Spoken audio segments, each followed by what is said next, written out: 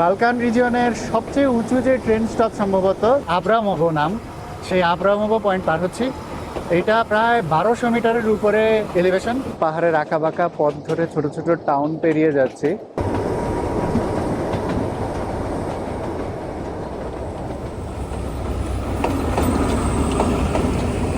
দেশের ট্রেনের কথা মনে পড়ে যায়। আমাদের গন্তব্য এখন বাংস্কো থেকে সেপ্টেম্বরই। বুলগেরিয়ার প্রায় ভুলে যেতে বসে আছে ন্যারো গজ ট্রেন, সেটাতে উঠেছি। ইউরোপে আসলে এইরকম ট্রেন এখন আর খুব একটা বেশি চলে না বললেই চলে।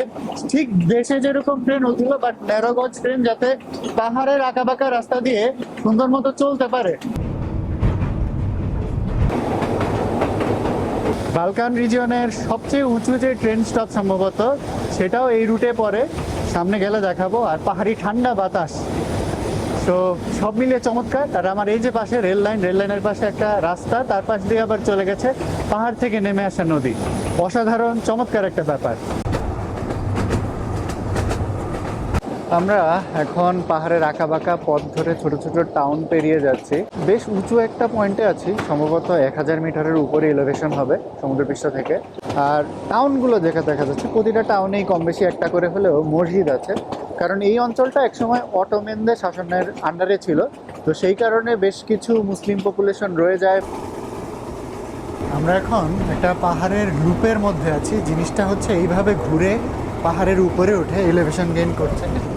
আর এই যে দেখা যাচ্ছে দুই পাশে একেবারে সরু রাস্তা, আর সরু রাস্তা ধরে এভাবে ঘুরে ফিরে ট্রেনটা পাহাড়ের উপরে উঠছে, উঠে আবার অন্য সাইড দিয়ে নিচে নেমে যাবে। এদিকে কোনো রোড নাই। এই রেল লাইনের মাধ্যমে যে সেপ্টেম্বরি থেকে দোব্রিনিস্টে নামক দুইটা শহর, প্রায় 5 ঘন্টার একটা জার্নি। এই দুইটা টাউনের মাঝখানে যে অসংখ্য ছোট ছোট পাহাড়ি টাউন আছে, এইগুলো কানেক্টেড হয়েছে একটা আরেকটার সাথে। এই যে যে গাছগুলো দেখা যাচ্ছে, এগুলো সম্ভবত ওয়াইল্ড চেরি বা ব্ল্যাক থর্ন নামে পরিচিত। পুরা পাহাড়ি রাস্তা জুড়ে এই ফুলগুলো ফুটে আছে, একেবারে ফুল ব্লুমে। অসাধারণ লাগছে দেখতে। আমরা আমাদের ট্রেন লাইনের সবচেয়ে উঁচু যে পয়েন্টটা আব্রামোভো নাম, সেই আব্রামোভো পয়েন্টটা পার হচ্ছি। এইটা প্রায় 1200 মিটারের উপরে এলিভেশন।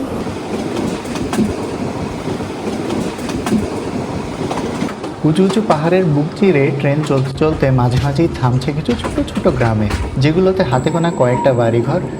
আর এই পুরো ট্রেন লাইনটি প্রায় 125 কিলোমিটার লেন্থের, যা পার হতে সময় লাগে মোটামুটি 5 ঘন্টার মতো। সো দূরত্বের তুলনায় বেশ স্লো জার্নি, তবে এত সিনিক জার্নি আসলে স্লো হওয়াই ভালো।